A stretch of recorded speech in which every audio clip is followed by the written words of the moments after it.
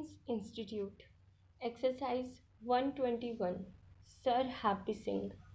Ready? Start. Sir, the disturbing feature and the distressing trend is the ownership of media houses is increasingly passing into the hands of corporate houses. It adversely impacts the objectivity and neutrality of news and views.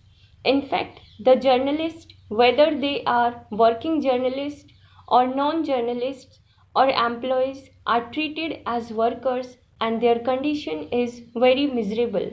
I can say the mouse which they hold in their hands, the pen which they hold in their hands can be mightier, but these journalists lead a miserable life.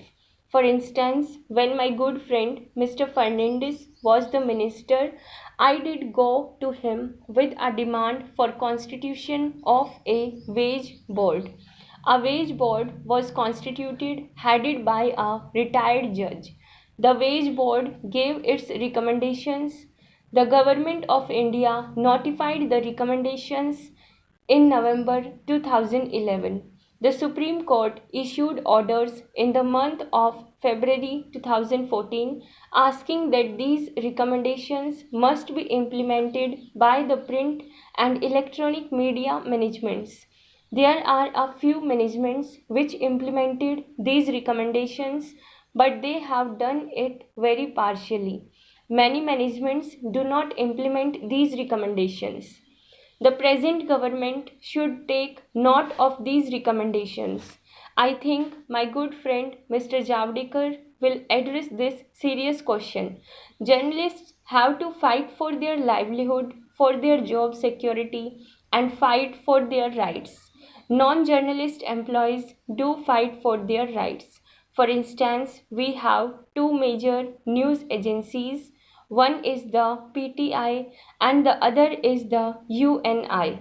The UNI is in a very deep economic crisis. Journalists and employees do not get their salaries for months together. How are you going to address this issue?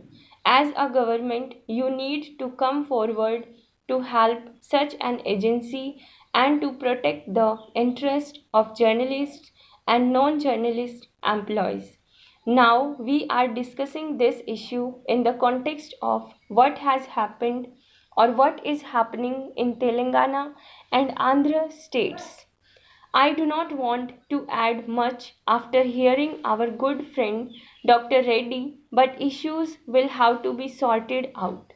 There are various ways to sort out these issues, whether it is the assembly or parliament, there is a way to tackle it. The House can take its own course of action. There is a legal course also. Despite all these things, we should not try to suppress the media or going in for censorship of the press or the TV. There, I think the Press Council of India has a role. The Press Council of India does not have teeth to bite and bring discipline.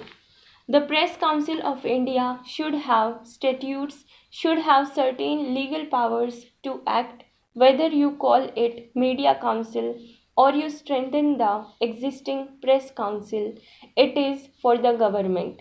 But we will have to uphold the freedom of the press. We will have to uphold the independence of the media, and they are the strength of the Indian democracy. Sir, I have been listening very patiently to what everyone has said. Of course, there is a lot of valuable suggestions and common sense there. I want to specifically address certain issues concerning the state of Telangana. Telangana is a new state that has come into being. Here is a golden opportunity whereby we can evolve as a very responsible government and media which would collectively able to serve the purpose and what Telangana tries to achieve. Unfortunately, there has been a very acrimonious start to what has happened there. Media is not just a media, it is the fourth pillar of our democracy. We expect from the media a kind of accountability and responsibility. There will be aberrations, there will be misreporting, there will be enhanced and enraged sentiments that come about as we have witnessed across the country and my respected colleagues have articulated here. But does that mean that there are no courses on which we can do course corrections? Is it that we are so helpless that we can't set things right? Are we saying that by that violation of the concerned media, we are in a righteous position whereby we will compound the injury by acting extra constitutionally? There are checks and balances which are inherent in our great democracy, whereby we correct ourselves and nudge each other in that direction of rightness. When that dissolves, there will be civil unrest. Today, this parliament is going to be discussing amendments to juvenile justice laws. There is social media that comes about into that. We are able to coerce young, impressionable minds to go and meet unknowns and strangers. Sir, no multi system operator can just arbitrarily take off air channels as has been done in Telangana.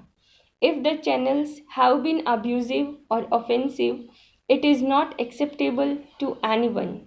Anyone with any sense of rightness or decency will not contribute to that. But there are corrective measures. There are methods by which we can set them on to the right path.